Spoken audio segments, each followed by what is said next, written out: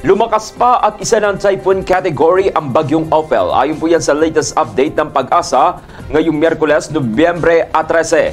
Sa 5 a.m. Tropical Cyclone Bulletin, ang mata po ng bagyo ay huling namataan sa layong 475 km silangang hilagang silangan po ng Birac, Catanduanes o 595 km silangan po yan ng Daet, Camarines Norte. Taglay po nito ang hangin na umaabot sa 120 km per hour at may pagbugso na aabot naman sa 150 km per hour.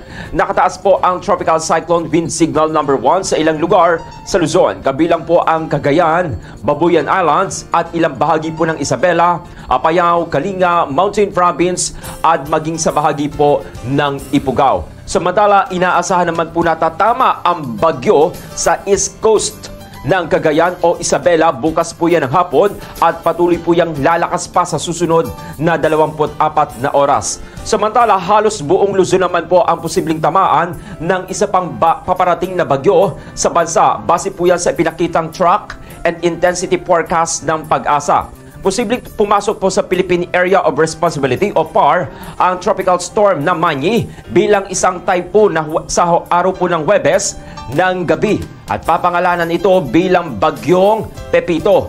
Ayon po sa huling ulat po ng Pag-asa ngayong Miyerkules, nasa 2,210 kilometers silangan po yan ng Eastern Visayas ang bagyo. Inaasahan naman po mabilis itong lalakas at maaaring umabot pa sa super typhoon category habang nasa Philippine Sea. Sabi po ng Pag-asa, magdadala ito ng malakas na ulan, napakalakas na hangin at posibleng storm surge sa mga dadaanan nito.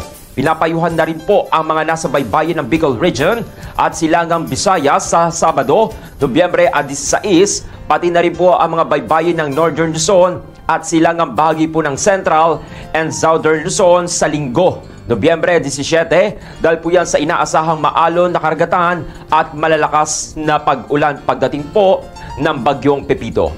Good morning.